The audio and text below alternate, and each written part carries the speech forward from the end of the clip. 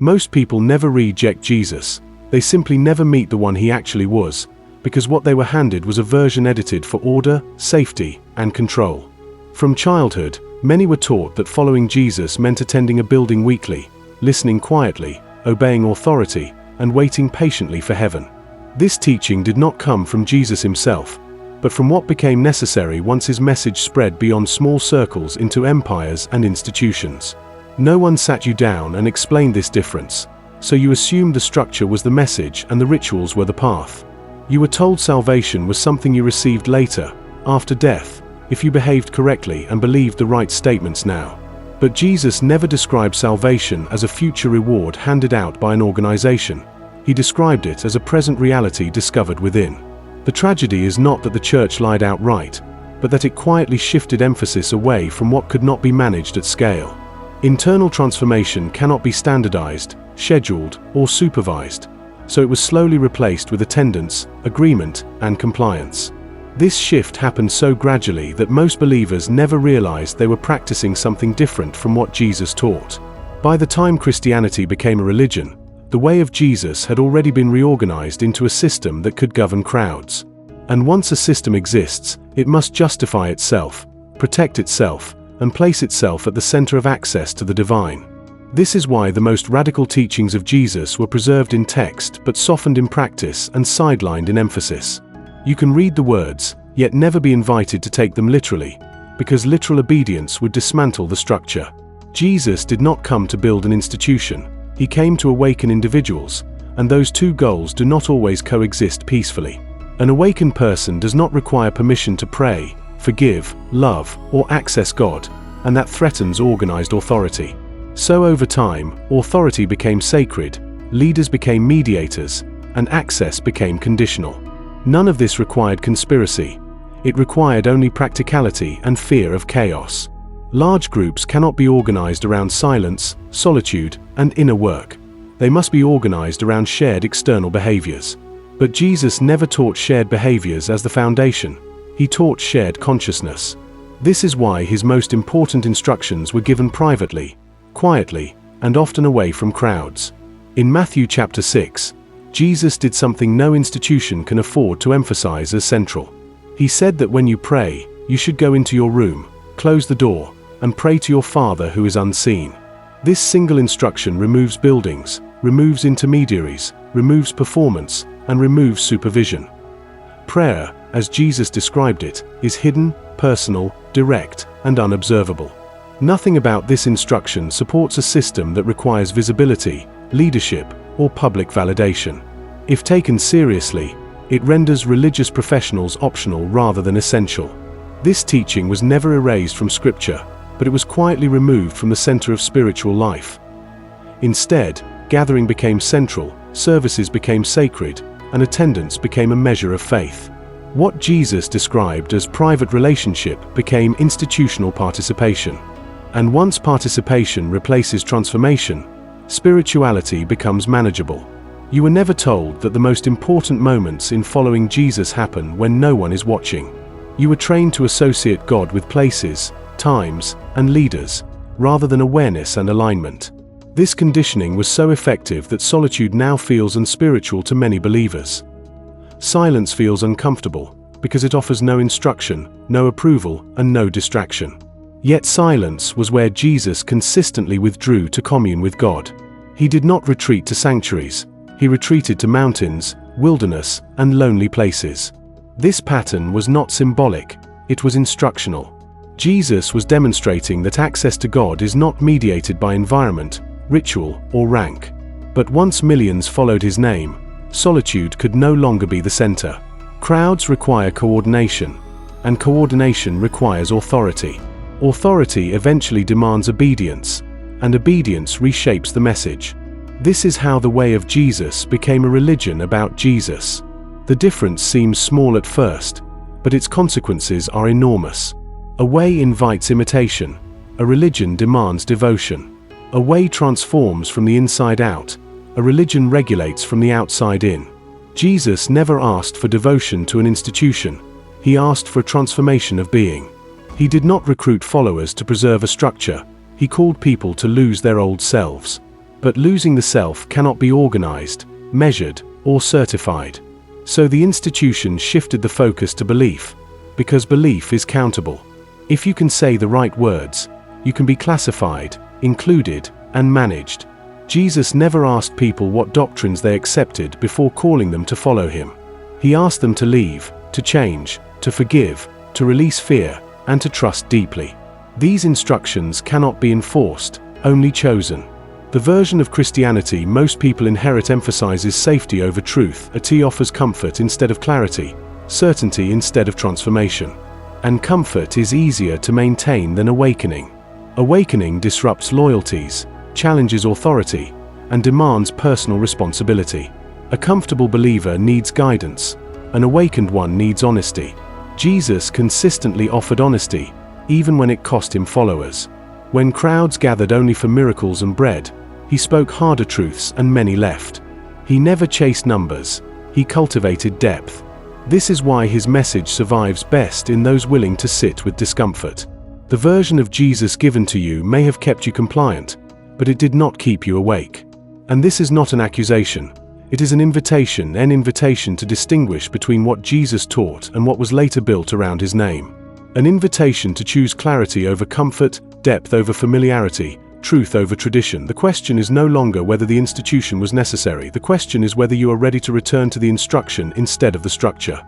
Because once you see that Jesus taught direct access, the center of gravity shifts inward. And when that happens, following Jesus stops being about where you go and starts being about who you become. Once you accept that Jesus did not teach dependence on institutions, the next illusion to dissolve is the belief that access to God requires permission. Most people assume Christianity is built on mediation, that someone else must stand between humanity and the divine. This assumption feels ancient, sacred, and unquestionable, yet it is precisely what Jesus came to dismantle. Every religious system before him relied on intermediaries, priests, sacrifices, sacred spaces, and regulated rituals. Access to God was always conditional, restricted, and supervised. Jesus entered that world and quietly removed the conditions without announcing a revolution. He did not attack the system head-on, he rendered it unnecessary. This is why his most dangerous teachings sound gentle at first glance. In John chapter 14, Jesus spoke a sentence that would later be weaponized to reinforce exclusion and control. I am the way, the truth, and the life. No one comes to the Father except through me. For centuries, this verse has been taught as a locked door with Jesus holding the key. But Jesus never positioned himself as a gatekeeper. He positioned himself as the path itself. A gatekeeper decides who passes. A path invites anyone willing to walk.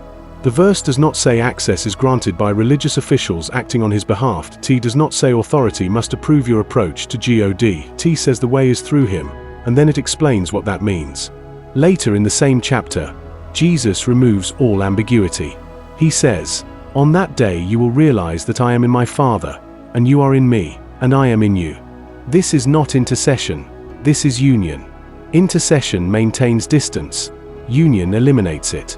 If you are in him and he is in you, then access to God is not external.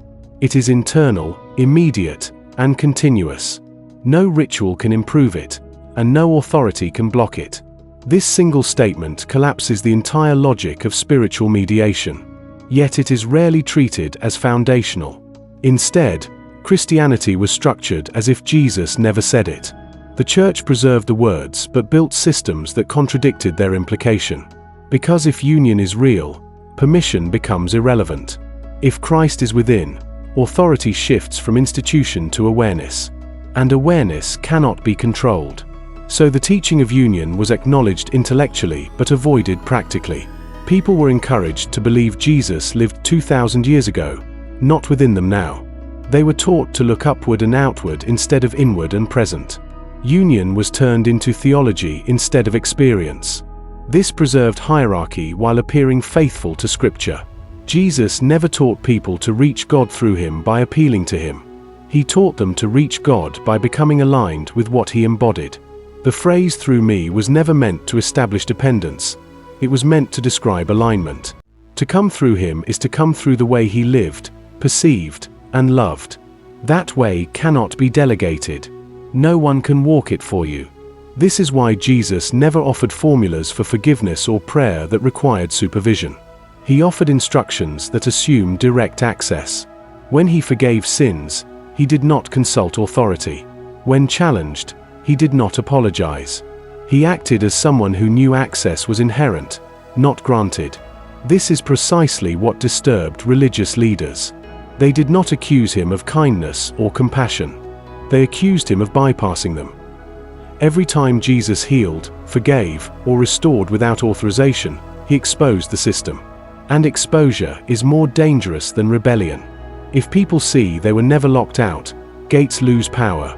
The church later reintroduced gates quietly, not by denying access outright, but by attaching it to processes. Confession required clergy. Communion required ordination.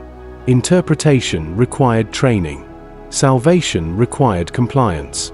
All of this contradicted the simplicity of union. Jesus did not say, "I will be in you after approval." He said, "I am in you." Present tense, unconditional, disruptive. Union is not earned, it is recognized. And recognition dissolves fear. A person who knows God is within them cannot be controlled by threat of separation. This is why fear-based religion flourishes where union is ignored. Fear requires distance, union dissolves it. Jesus repeatedly closed that distance till he touched the untouchable, forgave the condemned, and ate with the excluded. Not as a symbolic gesture, but as a demonstration of access. He did not say God will accept you later. He acted as if God already had. The scandal of Jesus was never moral leniency. It was spiritual proximity. He placed God closer than religion could tolerate. And once God is closer than the institution must redefine itself or defend itself. Christianity chose defense. It taught people to relate to Jesus instead of realizing Jesus. It emphasized worship over embodiment. But Jesus did not say, "Remain beneath me." He said, "Abide in me." Abiding is not kneeling, it is dwelling. It is sharing life, perspective, and purpose. Union means what moved him can move you. What loved through him can love through you. And what accessed God through him accesses God through you now. This is why Jesus never feared people misunderstanding him. He trusted readiness to filter understanding. And this brings us to the next fracture point. Because once access is internal, the message cannot be broadcast the same way. It must be discovered, not distributed. And discovery requires readiness. This is why Jesus spoke in parables. Not to simplify truth, but to protect it from those not prepared to carry it. The door was never locked, but not everyone was willing to walk the path. And that is where the next misunderstanding begins. Because if access is internal, then knowledge cannot be force. It must be awakened. Once access becomes internal rather than institutional, the question is no longer who is allowed to hear, but who is able to see. This is where the image of Jesus as a universal explainer begins to fracture. Most people were taught that Jesus wanted everyone to understand him equally. But the Gospels themselves contradict this comforting assumption. Jesus did not speak plainly to the crowds, he spoke in layers. And layers exist for separation, not simplicity. In Matthew chapter 13, the disciples asked a question that still unsettles anyone paying attention. They asked him why he spoke to the people in parables instead of clear explanations. His answer was not pastoral, it was precise. He said, "Because the knowledge of the secrets of the kingdom of heaven has been given to you, but not to them." He did not soften the statement. He did not apologize for it. He stated it as a fact. Some receive the secrets, others do not. This alone dismantles the idea that Jesus was broadcasting a message meant for everyone at the same depth. He continued by explaining that some people see without seeing and hear without understanding. This was not an insult. It was an observation about readiness. Understanding, in the teaching of Jesus, is not intellectual ability. It is internal capacity. Parables were never illustrations meant to clarify, they were gates disguised as stories. If you approached them casually, they remained closed. If you approached them attentively, they opened inward. Jesus did not explain most parables publicly, he explained them privately to those who stayed, questioned, and waited. The crowd heard stories. The disciples received meaning. This difference was intentional. Truth, as Jesus handled it, was dangerous when received prematurely. It dismantled identity, authority, and certainty. Not everyone wants that dismantling. Many want comfort, reassurance, and confirmation of what they already believe. Parables deny all three. They refuse to flatter the listener. They provoke discomfort before insight. If you resist the discomfort, the insight never comes. This is why Jesus said some were not given the secrets. Not because God withholds arbitrarily, but because readiness cannot be forced. You cannot give depth to someone who clings to surface meaning. The parable of the sower is not about agriculture. It is about receptivity. The same seed falls on every type of ground. Only one produces fruit. The difference is not the message. It is the condition of the receiver. This teaching alone disrupts mass religion. Institutions assume uniform access. Jesus assumed variable readiness. The church reframed parables as moral lessons to make them universally consumable. But Jesus framed them as tests.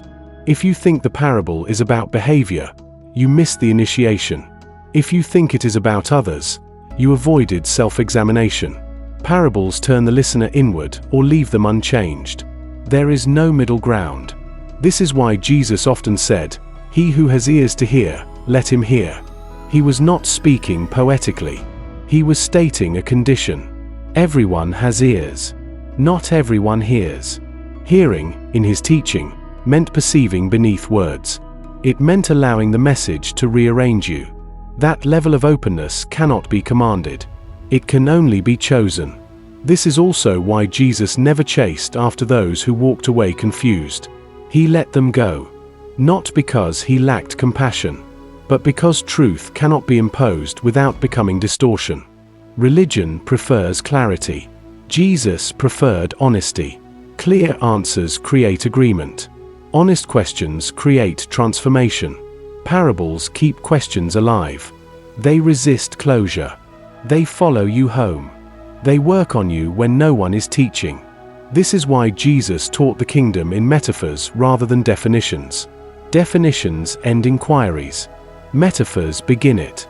Once the church became responsible for instructing millions, inquiry became a liability. Ambiguity became dangerous. Questions threatened unity. So parables were turned into lessons with approved interpretations. What was meant to awaken became something to memorize. What was meant to initiate became something to explain. But Jesus never said understanding comes from explanation. He implied it comes from transformation. You do not understand the kingdom by agreeing with it. You understand it by entering it. And entering requires losing something: certainty, control, superiority. This is why not everyone was ready. This is why Jesus did not flatten the message, he trusted depth to find depth. And those who stayed were not better. They were simply willing to be undone. Which leads directly to the next misunderstanding. Because once truth is hidden, belief alone becomes insufficient. And this is where the idea of faith itself was redefined. Not as agreement, but as embodiment. Not as confession, but as obedience. Not as words, but as transformation.